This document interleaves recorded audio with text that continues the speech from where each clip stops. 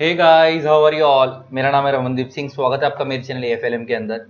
And guys, आज हम बात करने जा रहे हैं प्रोड्यूसर कंपनीज के बारे में। और बहुत सारे बच्चों को तो ये टॉपिक ही पल्ले नहीं पड़ता कि बोल क्या गया, रट लेते हैं। पेपर में वैसे ज्यादातर आता भी नहीं है, 4 से 6 नंबर के बीच में क्वेश्चन आता है इसका।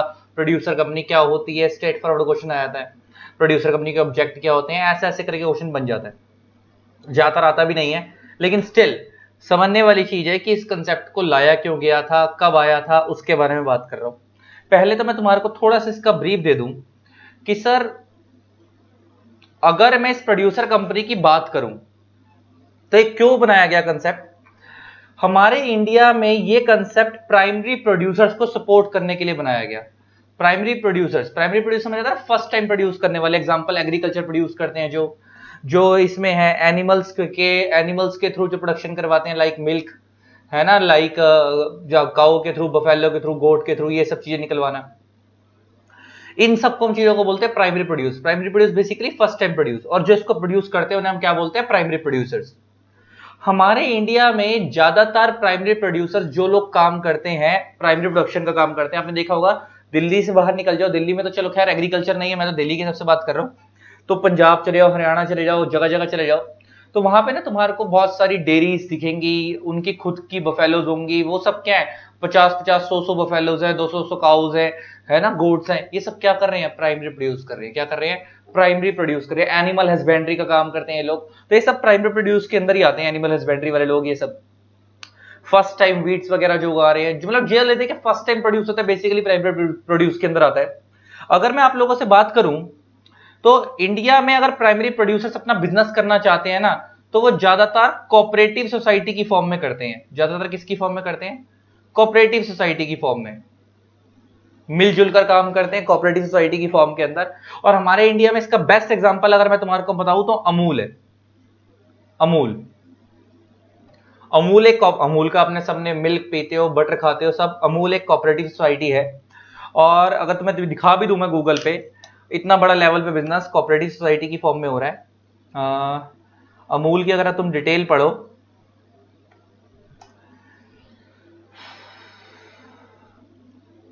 तो ये देखो, Amul is an Indian dairy cooperative society based eight Anand in the state of Gujarat, formed in 1946. It is a cooperative society brand managed by a cooperative body, the Gujarat Cooperative Milk Marketing Federation Limited. कभी भी जो अमूल का butter आता है ना, उसके पीछे देखना ये चीज लिखी होगी, Gujarat cooperative milk marketing cooperative limited, federation limited.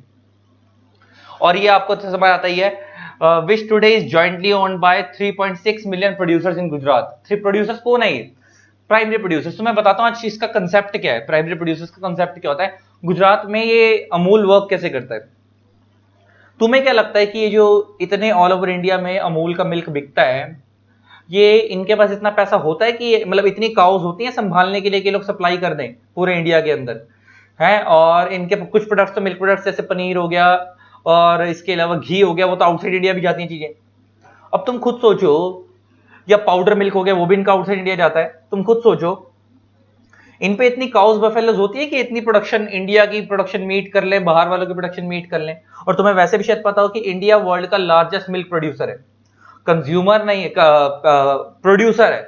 और इसके अलावा अगर तुम्हारे को पता हो, हमारा इंडिया वर्ल्ड का लार्जेस्ट जो है मिल्क प्रोड्यूसर है, लेकिन जितना हम बनाते हैं हम खुद ही पी जाते हैं। हम लोग ज्यादातर, हम अगर देखो, अगर मैं लार्जेस्ट मिल्क प्रोड्यूसर अगर मैं देखूं तो उसमें इंडिया का नाम आएगा। फिर मैं भी कंसेप्ट समझाता हूं, बात छिड़ गई है ना अमूल की, तो उसके ऊपर से बात आ गई।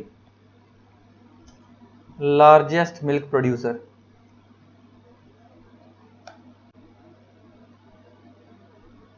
इन वर्ल्ड,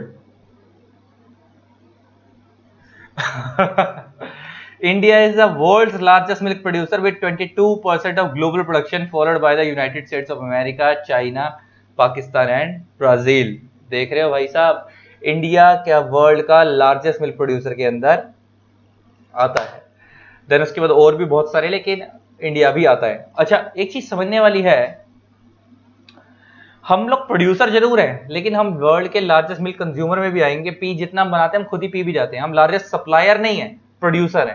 प्रोड्यूस करते हैं हम मिल्क, इतना बनाते हैं इंडिया के अंदर, मतलब काउस बफेलो से जनरेट करते हैं, लेकिन हम सप्लायर नहीं है लार्जेस्ट, हम पी भी खुद ही जाते हैं। अच्छा, बात क्या करनी थी कि जब मिल्क प्रोडक्शन वगैरह है, ये जो एग्रीकल्चर प्रोडक्शन होती है, एग्रीकल्चर पे जो चीजें खेतों में चीजें होती है, वो सब क्या है, प्राइमरी प्रोड्यूसर, और इनको करने वाले कौन है, प्राइमरी प्रोड्यूसर्स। तो हमारे इंडिया में ज्यादातर जो प्राइमरी प्रोड्यूस का काम करते हैं वो लोग कोऑपरेटिव सोसाइटी फॉर्म में बनाम काम करते हैं बना के, क्योंकि हमें फ्लेक्सिबिलिटी ज्यादा होती है, अपने मेंबर्स से डील करते हैं ये लोग, मतलब कोऑपरेटिव सोसाइटी को चलाने वाले मेंबर्स होते हैं और ये अपने मेंबर से डील करते हैं, आउटसाइडर से डील नहीं करते। वो अलग बात है कि जो प्रोडक्ट बेचेंगे आउटसाइडर्स को बेचेंगे, लेकिन इनके अंदर गिने चुने मेंबर होते हैं, उन्हीं में इनका लेन देन होता है। अच्छा, कोऑपरेटिव सोसाइटी के साथ दिक्कत क्या है कि रिजिड फॉर्म में नहीं है, ये फ्लेक्सिबल फॉर्म के अंदर, इसमें लॉ कंप्लाइंस कम है, बर्डन कम है एज कंपेयर टू कंपनीज, तो इसलिए लोग कोऑपरेटिव सोसाइटी बनाना प्रेफर करते हैं। लेकिन हर चीज के प्रोज एंड कॉन्स हैं, अगर आप पे लॉ कंप्लाइंस कम है, बर्डन कम है, कंप्लाइंसेस कम है, तो कॉस्ट भी कम है, वो सब चीजें फायदा है। लेकिन फिर उसके हिसाब से फिर नुकसान भी है कि कल को अगर कोई अंदर फ्रॉड हो जाएगा तो फिर उसके लिए लड़ते रहो, कोर्टों में धक्के खाते रहो। लेकिन यही अगर कंपनी फॉर्म में होगा तो एनसीएलटी पे जाके सपोर्ट मिल जाएगा। कंपनी लॉ के अंदर एनसीएलटी जल्दी फास्ट ट्रैक रेमेडी दिलवाती है, स्पेशल कोर्ट्स है कंपनी लॉ के अंदर, वो काम करते हैं। लेकिन यही आप कोऑपरेटिव सोसाइटी के बना के फॉर्म में वो काम करोगे तो इतना लीगल गवर्नेंस स्ट्रक्चर स्ट्रिक्ट नहीं होगा। तो मैं कह सकता हूं कि ये लोग जो है ना, ज्यादा अगर मैं इसे कहूं तो कोऑपरेटिव सोसाइटी ज्यादा फॉर्मल वे में काम नहीं करती, फॉर्मल वे में काम नहीं करती, थोड़ा फ्लेक्सिबल नेचर का काम होता है। लेकिन कंपनीज आपको पता है फॉर्मल वे में काम होता है, हर चीज फंडिंग लेना आसान रहता है कंपनीज की फॉर्म में। तो इसीलिए एक नया कंसेप्ट लेके आया गया कि अगर इंडिया में प्रोड्यूसर्स, जो प्राइमरी प्रोड्यूसर्स कोऑपरेटिव सोसाइटी बनाते हैं, अगर वो फॉर्मल वे में बड़े लेवल पे काम करना चाहते हैं, ऑल्दो अमूल तो कोऑपरेटिव सोसाइटी की फॉर्म में बहुत बड़े लेवल, बड़े स्केल पे काम कर रहा है, लेकिन अमूल वालों ने इसको बड़े तरीके से मैनेज कर रखा है कोऑपरेटिव सोसाइटी को। लेकिन अगर ज्यादातर आप देखो कोऑपरेटिव सोसाइटी तो इनफॉर्मल वे में काम करते हैं वो लोग, लेकिन अगर आपको फॉर्मल में बड़े लेवल पे काम करना है तो एक कंसेप्ट लेके आए प्रोड्यूसर कंपनी का। अच्छा, मैं एक अमूल की बात कर रहा था, वो रह गई अभी, वो भी बताऊंगा। प्रोड्यूसर कंपनी का, प्रोड्यूसर कंपनी क्या है, ये कंपनी बनेगी कंपनीज एक्ट के अंदर, कंपनी बनेगी कंपनीज एक्ट में। आपको पता है एक बार कंपनी लॉ में बन गई तो कंपनी लॉ के प्रोविजन लगेंगे, तो फिर उसके अलावा जो कंपनी लॉ पे जो रूल्स लगते हैं वो सारे फायदे मिलेंगे। ऑल्दो मैं बताऊंगा इस प्रोड्यूसर कंपनी के सेपरेट सेट ऑफ रूल्स हैं, इन पे नॉर्मल वाले रूल नहीं लगते कंपनी लॉ के, इनके सेपरेट सेट ऑफ रूल्स हैं, सेपरेट सेट ऑफ सेक्शंस हैं।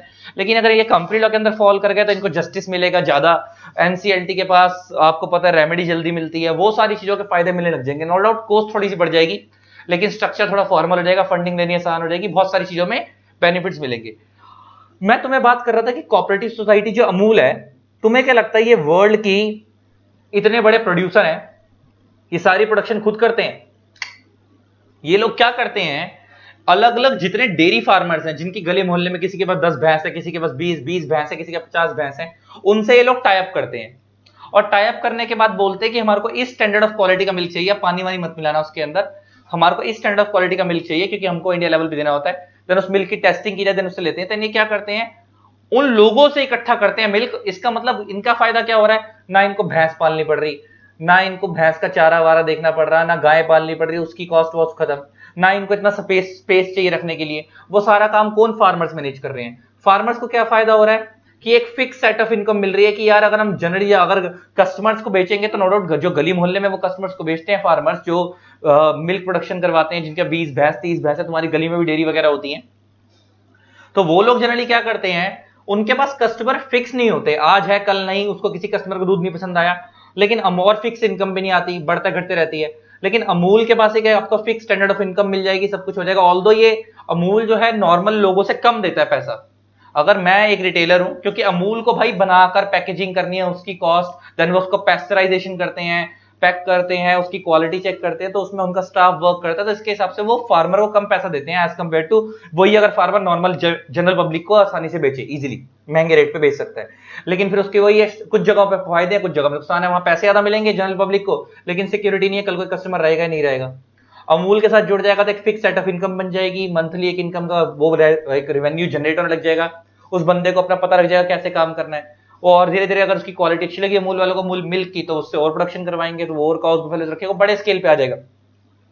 तो बेसिकली नाम से क्लियर, कोऑपरेटिव, सब मिलके काम कर रहे थे ये लोग, सारे मिल्क अपने सारे प्रोड्यूसर्स सब मिलके इकट्ठे होकर किसको मिल्क सप्लाई करते हैं, अमूल को। और अमूल फिर क्या करता है आप लोगों से, उसको पैस्चराइजेशन वगैरह करके पैक कराकर आप लोगों को जगह जगह ऑल ओवर इंडिया में सप्लाई करता है। मार्केटिंग का काम उनका, बेसिकली वो खुद प्रोड्यूस नहीं करते, वो फार्मर वाला काम नहीं करते, वो जगह जगह फार्मर से टाइप करके बैठे हैं और वो उनको मिल्क देते हैं और वो करते हैं। तो बेसिकली ये जो बिजनेस चलता है ज्यादातर इंडिया में कोऑपरेटिव सोसाइटी की फॉर्म में चलता है, लेकिन आप इसी को फॉर्मल वे में करना चाहते हो तो उसके लिए प्रोड्यूसर कंपनी का कंसेप्ट लाया गया था पुराने वाले कंपनीज एक्ट के अंदर, कंपनीज एक्ट 1956 के अंदर। और किस सेक्शन में लाया गया था मैं जरा ये भी बता दूं, वो लाया गया था सेक्शन नंबर 581 ए।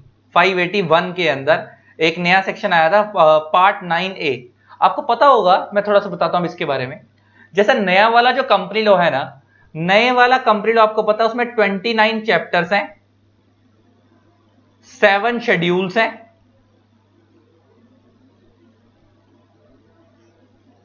प्लस उसके अंदर 470 सेक्शंस हैं।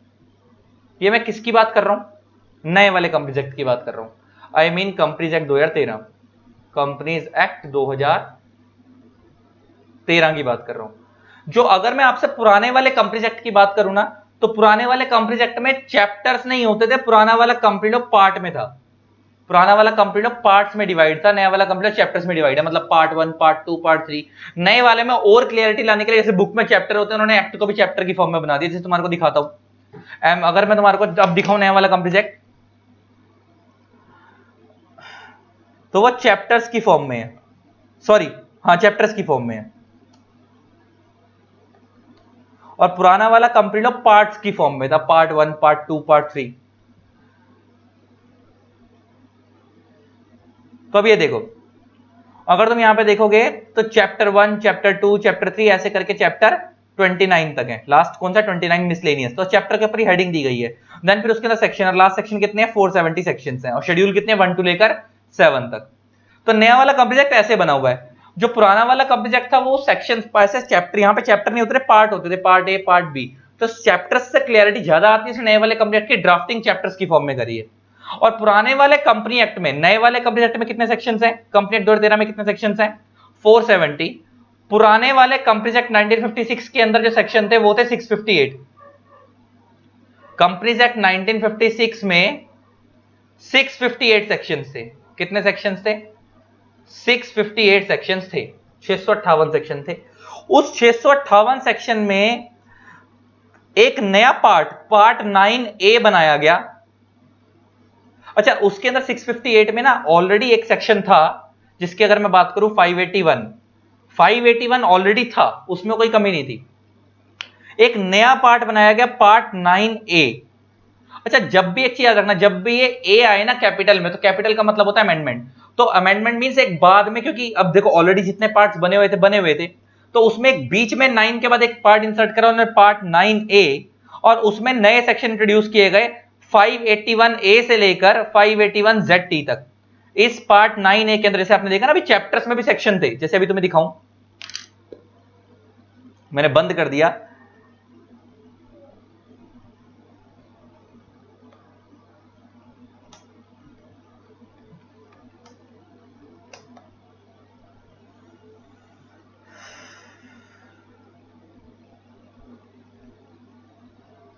तो देखो, जैसे पार्ट चैप्टर 1 मैं नया वाला दिखा रहा हूं, पहले उसमें सेक्शन क्या है? 1, 2। चैप्टर 2 के अंदर सेक्शन कितने हैं? 3 से लेकर 22 तक। चैप्टर 3 में कितने सेक्शन है? 23 से 42। तो ऐसे 23 से 41, 23 से 41, ऐसे चैप्टर के अंदर ही सेक्शन नंबर लिखे हुए हैं कि इस चैप्टर में कितने सेक्शन है। तो अब मैं जरा ई बुक कंपनीज एक्ट अगर 1956 देखूं, अगर मिल जाए तो देखते हैं, वो मिल जाए तो। ये रही कंपनीज एक्ट 1956। ई बुक नहीं मिली यार उसकी, ये तो पीडीएफ मिल गई, लेकिन ई बुक नहीं मिली।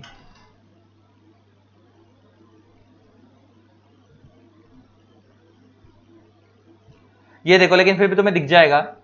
देखो, part 4, part 6 management and administration, उसके अंदर फिर चैप्टर, पहले ऊपर पार्ट फिर उसके अंदर चैप्टर्स। तो ऐसे ऐसे करके पार्ट्स बने हुए थे। और अगर मैं तुम्हारे को सीधा नीचे लेके आऊं 581 पे, तो हम जो पढ़ रहे हैं पुराना वाला कंप्लीट एक्ट दिखा रहा हूं मैं तुम्हारे को।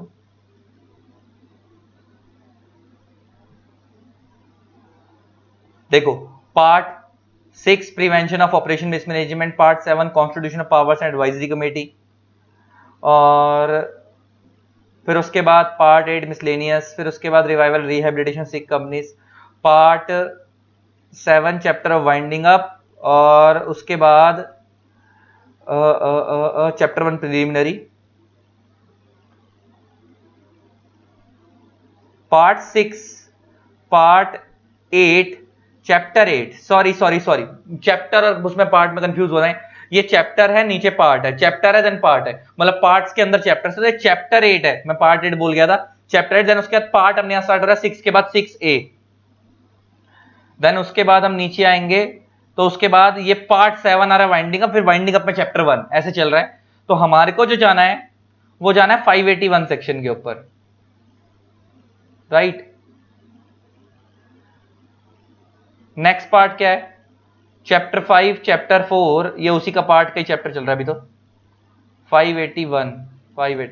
अब आ गया नेक्स्ट पार्ट 9, पार्ट 9 क्या, companies authorised to register under this act. इस केस में स्पेसिफिक टाइप ऑफ कंपनीज बताई गई थी, और इसके अंदर ना अलग अलग तरीके की कंपनी है, कंपनी ज्वाइंट स्टॉक कंपनी के अलावा और भी बड़ी सारी चीजें दिखेंगी तुम्हारे को। अब इसमें आने वाला है 581, तो उसमें एक 581 सेक्शन था, suit stayed on winding up order, तो ये पार्ट 9 था। देखो ये कहां था, पार्ट 9, ये पुराने वाले कंप्लीट था। Companies authorised to register under this act, कौन कौन सी कंपनी इस एक्ट में बन सकती है, प्राइवेट, पब्लिक, जॉइंट स्टॉक, ये सब पहले होती थी।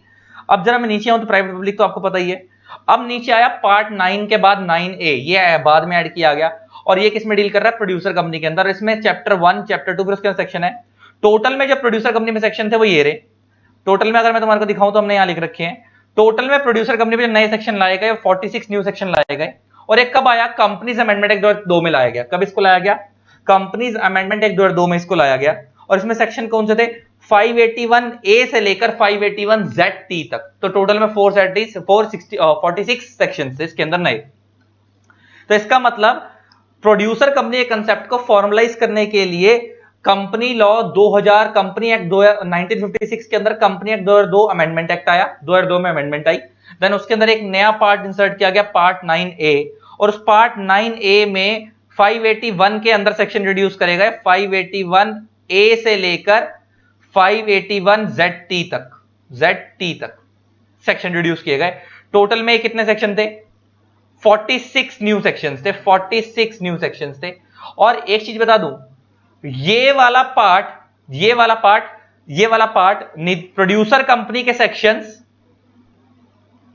प्रोड्यूसर कंपनी के ये वाले सेक्शंस एंड कंपनीज एक्ट दोनों म्यूचुअली एक्सक्लूसिव हैं। भाई साहब ये क्या बोल गए सर आप, प्रोड्यूसर कंपनी का ये वाला एक्ट, ये वाले सेक्शंस 58 मतलब 46 new sections and overall companies act mutually exclusive है। इसका मतलब क्या कि प्रोड्यूसर कंपनी किस तरीके से बनेगी, कैसे बनेगी, वो उसके अपने ही प्रोविजन है, कैसे खत्म होगी। प्रोड्यूसर कंपनी को बनाने से लेकर खत्म करने तक के प्रोविजन इन्हीं सेक्शनों के अंदर बताए गए हैं। इन पे नॉर्मल कंपनी एक्ट वाले प्रोविजन नहीं लगेंगे। जैसे नॉर्मल प्राइवेट कंपनी बनानी हो तो प्रोविजन जो लगते हैं, पब्लिक कंपनी बनाने प्रोविजन लगते हैं। सेम जैसे तुम्हें याद होगा निधि कंपनी के प्रोविजन भी ऐसे ही थे, निधि कंपनी को बनाने से लेकर खत्म करने तक का कंसेप्ट भी ऐसे ही था।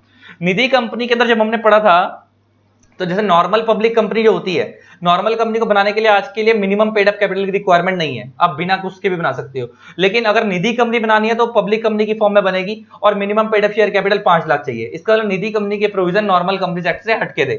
इसका मतलब प्रोड्यूसर कंपनी के प्रोविजन भी नॉर्मल कंपनीज एक्ट से हटके हैं, इनको स्पेशल स्टेटस देने के लिए अलग प्रोविजन बनाए गए हैं। सेम निधि कंपनी के भी स्पेशल स्टेटस देने के लिए अलग प्रोविजन बनाए गए थे। और ये प्रोड्यूसर कंपनी और कंपनीज एक्ट म्यूचुअली एक्सक्लूसिव का मतलब क्या है, ऑल्दो ये कंपनी लॉ के, कंपनीज एक्ट के अदर प्रोविजंस, पूरा कंपनीज एक्ट नहीं, कंपनीज एक्ट के अदर प्रोविजंस। इसका मतलब क्या, म्यूचुअली एक्सक्लूसिव का मतलब क्या होता है, म्यूचुअली एक्सक्लूसिव का मतलब होता है acceptance of one is the rejection of another. Mutually exclusive का मतलब क्या होता है,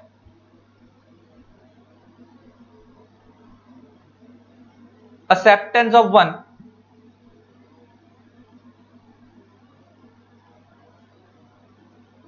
is the rejection of another. अगर आपने एक को एक्सेप्ट करा तो दूसरा ऑटोमेटिक क्या हो जाएगा, रिजेक्ट हो जाएगा। मतलब अगर आप प्रोड्यूसर कंपनी के प्रोविजंस में आ रहे हो तो नॉर्मल कंपनी एक्ट के अदर प्रोविजन नहीं लगेंगे, अगर कंपनी एक्ट के प्रोविजन फॉलो कर रहे हो तो प्रोड्यूसर कंपनी के प्रोविजन नहीं लगेंगे। ये बात समझ आती है, टोटली क्या है, म्यूचुअली एक्सक्लूसिव है। ऑल्दो जब तुम प्रोड्यूसर कंपनी के प्रोविजन पढ़ोगे 46 न्यू सेक्शन, इनमें तुम्हारे को वो खुद ही जगह जगह बोलेगा कि ये वाले प्रोविजन नॉर्मल कंपनी एक्ट के लगेंगे। तो जहां पे वो स्पेसिफिकली बोलेगा कि ये वाले प्रोविजन नॉर्मल कंपनी एक्ट वाले फॉलो करने हैं, तो वो तो करने हैं क्योंकि वो इन स्पेसिफिक सेक्शन में अलग से लिखे हुए हैं। अदरवाइज अगर वो स्पेसिफिकली नहीं बोलेगा तो इसी के अपने प्रोविजन फॉलो करने हैं, नॉर्मल कंपनी एक्ट वाले प्रोविजन नहीं लगेंगे। जैसे एग्जांपल लेके बात करता हूं, नॉर्मल कंपनीज में जनरल मीटिंग के अंदर कोरम कितना होगा, बोर्ड मीटिंग में कोरम कितना होगा, वो कंपनी लॉ में डिफाइन है। लेकिन प्रोड्यूसर कंपनी के लिए अलग से कोरम बताया गया है, तो फिर वही वाला फॉलो होगा। नॉर्मल कंपनी के लिए शेयर कैपिटल कितनी होगी वो अलग से डिफाइन बताई गई है कि मिनिमम की कोई रिक्वायरमेंट ही नहीं है। लेकिन प्रोड्यूसर कंपनी के लिए कितनी होगी वो सब अलग से बताया गया है। इसके अलावा नॉर्मल कंपनी लॉ के प्रोविजंस और प्रोड्यूसर कंपनी के provision, although producer company company law का पार्ट है, लेकिन इनको स्पेशल स्टेटस देने के लिए इनके अलग से प्रोविजन बनाए गए हैं। दोनों क्या है, म्यूचुअली एक्सक्लूसिव है। सेम निधि कंपनी को भी स्पेशल स्टेटस देने के लिए अलग से प्रोविजन बनाए गए थे।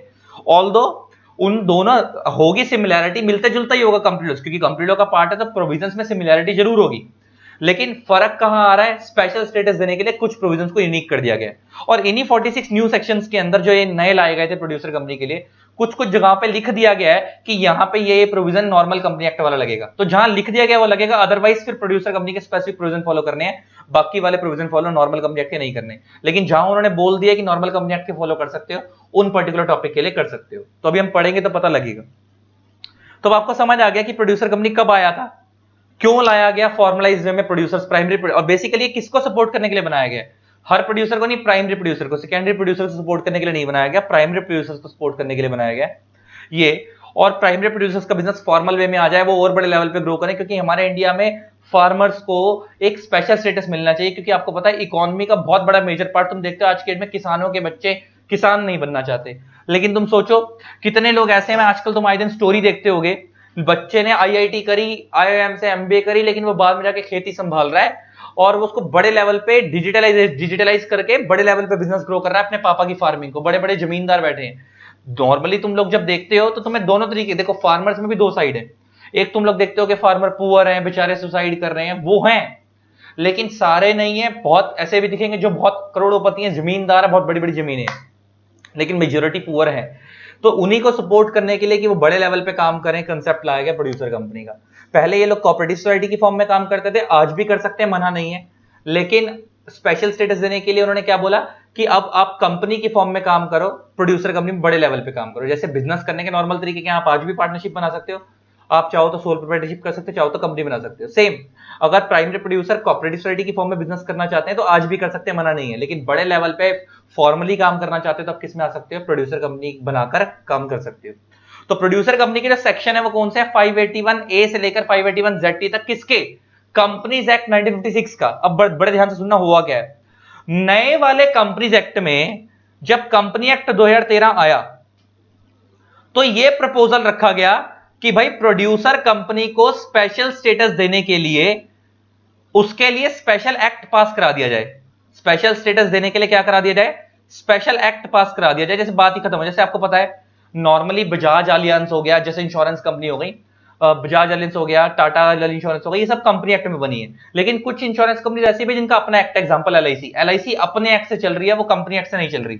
Life insurance corporation of India act है, सेम आईसीआई, आईसीआईसीआई, आईसीआई में इनका अपना एक्ट है, तो क्योंकि इनको स्पेशल स्टेटस देना था। तो सेम नए वाले कंपनी एक्ट में जब कंपनी एक्ट 2013 आया, जब कंपनीज एक्ट 2013 आया तो यह प्रपोजल रखा गया कि भाई नए वाले कंपनी एक्ट के अंदर कि प्रोड्यूसर कंपनीज को स्पेशल स्टेटस देने के लिए स्पेशल एक्ट पास कराया जाए। मतलब जो सिर्फ प्रोड्यूसर कंपनीज के लिए एक्ट ही पास कराया जाए पूरा। लेकिन अभी तक एक्ट पास नहीं हुआ, अब एक्ट पास हुआ नहीं, नया एक्ट पास हुआ नहीं, कंपनीज एक्ट 1956 खत्म हो गया, कंपनीज एक्ट 1956 तो खत्म हो गया। और जो नया वह कंपनी एक्ट जो 2013 आया, तो कंपनीज एक्ट 2013 में प्रोड्यूसर कंपनी के प्रोविजन डाले ही नहीं गए। प्रोड्यूसर कंपनी के प्रोविजंस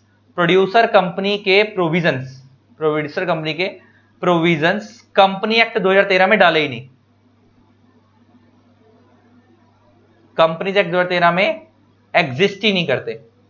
अब परेशानी क्या है सर, नया एक्ट बनानी प्रोड्यूसर कंपनी को लेके। कंपनी एक्ट 2013 में क्या प्रपोजल रखा गया था कि हमने पुराने वाले, ये कहा गया कि कंपनीज एक्ट 1956 में प्रोड्यूसर कंपनी के प्रोविजन तो हैं, लेकिन ये कहा गया कि यार आने वाले टाइम पे इनको और इंपॉर्टेंस देने के लिए इनका स्पेशल एक्ट ही बना दिया जाएगा। ऑल्दो तुम्हें पता भी है क्योंकि ये प्रोड्यूसर कंपनी के प्रोविजन कंपनी एक्ट में होने के बाद भी इन पे नॉर्मल कंपनी लॉ के अदर प्रोविजन लग तो रहे नहीं थे, अपने प्रोविजन से चल रहे थे। तो ये प्रपोजल रखा गया कि प्रोड्यूसर कंपनी को हटा दिया जाएगा पूरा कंपनी एक्ट से, और एक नया एक्ट जब बनेगा प्रोड्यूसर कंपनी का तो वहां से वो रेगुलेट होंगी। लेकिन क्या हुआ कि अभी तक हमारे इंडिया में प्रोड्यूसर कंपनी को लेकर नया एक्ट नहीं बना। तो बच्चा बोलता सर कंपनीज एक्ट 1956 तो खत्म हो गया और 2013 वाले कंपनी एक्ट में प्रोड्यूसर कंपनी के प्रोविजन डाले नहीं और नया एक्ट बना नहीं, तो क्या अब इंडिया में प्रोड्यूसर कंपनी नहीं बनती? बनती है। कैसे बनती है? बड़े ध्यान से सुनना। कंपनीज एक्ट का एक सेक्शन है 465, उसका सबसेक्शन 1 जो है 460 सबसेक्शन 1 का, of provide the Company Act 1956 and the registration of Companies Act 1961 to be repealed shall stand repealed, and proviso to section 461 provide that part 9A of the Company Act 1956 shall be applicable mutatis mutandis producer company in a manner as if Company Act has not been repealed. Basically Companies Act का जो section 465 subsection 1 है वो ये बोलता है नए वाले company act के अंदर कि ऑल्दो कंपनी एक्ट 1956 अबॉलिश हो चुका है, लेकिन कंपनी एक्ट 1956 के जो सेक्शन 581 ए से लेकर 581 ZT तक के जो प्रोविजन है, कह रहा है हम आज भी मानेंगे कि वो अबॉलिश नहीं हुए और वो आज भी प्रोड्यूसर कंपनी पे लगते रहेंगे, और हम मान लेंगे कि एज इफ इन प्रोविजंस को लेकर कभी कंपनी एक्ट 1956 अबॉलिश हुआ ही नहीं। तो ले देखिए ऐसे मान लो कि कंपनीज एक्ट 1956 टोटली अबॉलिश हो चुका है, लेकिन कंपनी एक्ट के ये वाले प्रोविजंस को आज भी जिंदा रखा गया प्रोड्यूसर कंपनी के, और वो जिंदा रखने की पावर नए वाले कंपनी एक्ट के किस सेक्शन से दी गई है? 465 सेक्शन से दी गई है। तो ले देखिए सेक्शन 465 का रूल समझ आ गया, 581 का रूल समझ आ गया। क्योंकि मैंने क्यों समझाया? क्योंकि बच्चा कंफ्यूज हो जाता है कि सर हो क्या रहा है। तो ये जो 581 ए वाले सेक्शनों की बात हो रही है ये हम 1956 वाले सेक्शन है, क्योंकि बच्चा बोलता है सर कंपनीज एक्ट 1956 के कंपनी एक्ट 2013 में तो सेक्शन ही 470 है 470 तक है, तो 581 कहां से आ गया? तो आपको लॉजिक समझ आ गया। हाँ 465 तो नए वाले कंपनी एक्ट का, तो ये वाला जो सेक्शन है वो 2013 वाले एक्ट का है और ये वाले सेक्शन 1956 एक्ट के हैं। बेसिकली प्रोड्यूसर कंपनी के प्रोविजन आज भी किसमें? 581 से लेकर 581 ZT तक। जो नया वाला कंपनी एक्ट 2013 है उसमें प्रोड्यूसर कंपनी के प्रोविजन नहीं डाले गए, ये इंतजार हो रहा है कि स्पेशल एक्ट बना जाएगा, लेकिन जब तक स्पेशल एक्ट नहीं बन रहा तो कंपनी एक्ट 1956 अबॉलिश हो गया है। लेकिन लॉ ने क्या बोला? कंपनी लॉ 2013 का 465 क्या बोलता है? ऑल्दो कंपनी लॉ 2013 अबॉलिश हो चुका है, खत्म हो चुका है, कंपनी एक्ट 1956 अबॉलिश हो चुका है, खत्म हो चुका है, लेकिन हम आज भी मान रहे हैं कि उसके प्रोड्यूसर कंपनी के प्रोविजन जिंदा है, उसके प्रोड्यूसर कंपनी के प्रोविजन जिंदा है। तो ये पूरा कंसेप्ट था। इसके वजह से अब क्या हो रहा है? आज भी प्रोड्यूसर कंपनी बन सकती है, लेकिन वो किसके अकॉर्डिंग बनेगी? कंपनी लॉ 2013 के अकॉर्डिंग बनेगी, लेकिन बनाते वक्त प्रोविजन कौन से लगेंगे? 581 से लेकर 581 ए से लेकर 581 ZT ऑफ कंपनी एक्ट 1956 क्यों लगेंगे? क्योंकि कंपनी एक्ट 2013 का 465 बोलता है। ये बात समझ आती है? तो ले देके लगेगा आज भी कंपनी एक्ट 2013, लेकिन वो किसके साथ जुड़ के लगेगा? कंपनी एक्ट 1956 के प्रोड्यूसर कंपनी के प्रोविजंस के जुड़ के लगेगा। तो जब इंडिया में प्रोड्यूसर कंपनी बनेगी तो हम ऊपर लिखेंगे यही कि वो 465 के अकॉर्डिंग बनी है 2013 के, क्योंकि पावर लेके बनी है, लेकिन उसको प्रोविजंस को रेगुलेट किसके थ्रू किया जा रहा है? 581 ए से लेकर 581 ZT तक। अब जरा पढ़ोगे समझ आएगा। तो पुराने वाले कंपनी एक्ट में दो प्रोविजन थे जो प्रोड्यूसर कंपनी में डील कर, पुराने वाले दो कंपनी एक्ट थे इंडिया में, दो कंपनी एक्ट थे कंपनी एक्ट 2013 से पहले। एक तो कंपनी सिक्किम एक्ट था 1961 सिक्किम के लिए, और एक कंपनी एक्ट 1956 था ऑल ओवर इंडिया के लिए। ये तो टोटली क्या हो गए? रिपील मींस खत्म हो चुके हैं, अबॉलिश हो चुके हैं। लेकिन कंपनीज एक्ट और ये रिपील किसके थ्रू है? 465 सबसेक्शन 1 ये बोल रहा है कि पुराने वाले ये कंपनी एक्ट रिपील हो चुके हैं, मगर इस सेक्शन रिपील माने जाएंगे, शेल स्टैंड रिपील खत्म हो चुके हैं। ये वाला कंपनी एक्ट का 465 सबसेक्शन 1 ये बोल रहा है कि पुराने वाले कंपनी एक्ट खत्म हो जाएगा जब से नया वाला कंपनी एक्ट आया है। लेकिन 465(1) का प्रोवाइजो मींस एक्सेप्शन क्या बोलता है?